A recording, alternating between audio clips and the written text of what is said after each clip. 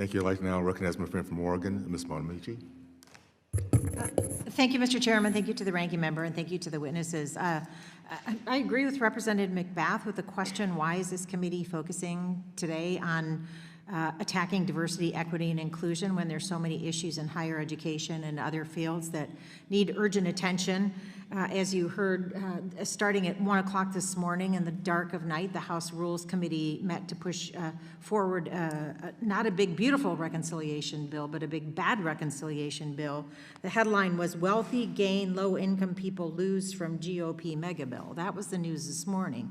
But here we are in the Higher Ed Subcommittee. So this reconciliation bill will also strip federal aid opportunities from millions of students. So maybe we should be having a hearing that convenes students and parents. Let's talk about what cutting Pell eligibility and eliminating subsidized loan programs will mean for their futures. Right now, Secretary McMahon is testifying in front of the Appropriations Committee, Labor HHS Education Subcommittee. Perhaps she should come over here and talk to this committee about how the mass layoffs and grant terminations she's leading are harming students and institutes of higher education across the country. Why are they proposing to eliminate the Department of Education?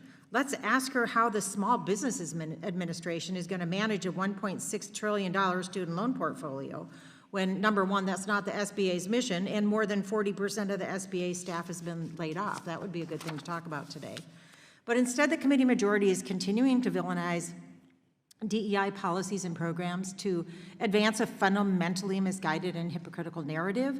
I do want to point out, this is a higher education subcommittee, but there are similar threats at the K-12 level as well. As we know, this administration is trying to ban what they call DEI programs, which is essentially dictating what the schools can and can't teach, which is, as we on this committee know, not the job of the federal government. It's not within our jurisdiction, and it also infringes on state and local rights.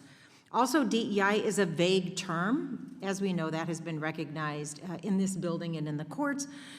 Schools would struggle to comply with the federal government mandate to ban it, and so far, after many debates on this committee about the issue, we still don't have a clear definition of what constitutes diversity, equity, and inclusion that they are trying to ban.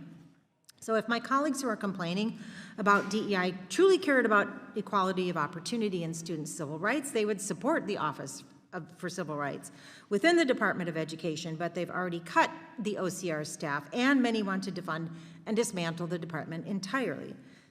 Finally, I want to add that we all took an oath here in Congress to uphold the Constitution, and the U.S. Supreme Court has repeatedly held that academic freedom is a right protected by the First Amendment. Colleges and universities are places where there should be robust debate, and to muzzle topics dealing with diversity, equity, and inclusion is a ludicrous and narrow-minded restraint on free speech. Dr. Harper, I want to ask you, we know that neither Congress nor the administration has offered a clear and consistent definition of what constitutes DEI. So how might this ambiguity and uncertainty affect campus life at colleges and universities, but also who would be most hurt if the federal government withholds federal funding from public institutions that are allegedly not in compliance with this misguided guidance? I appreciate your question.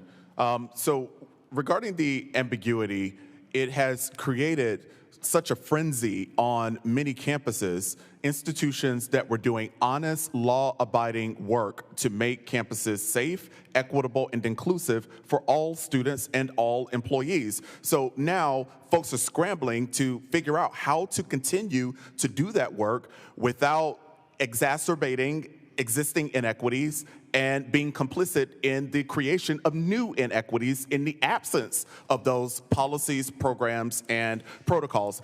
There's a lot at stake for low-income Americans from rural environments, including poor white students, as the very programs that aim to provide college access and opportunity and success for them are sort of thrown into the DEI dumpster that is under attack.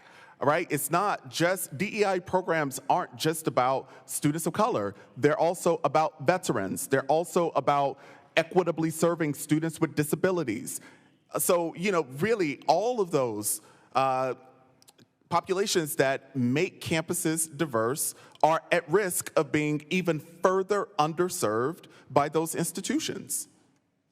And so who would be most hurt? Honestly, if funding was blocked? Honestly, our entire democracy will be most hurt. I appreciate that, and I do yield back. I just want to note, sometimes it feels like somebody's going through all these things with some kind of AI or Google search for the words diversity, equity, and inclusion. I actually walked into a school recently, and they had this big exhibit for the kids called biodiversity. I said, is that okay? I don't know. So the ambiguity and this approach is completely unacceptable, and I yield back the balance of my time.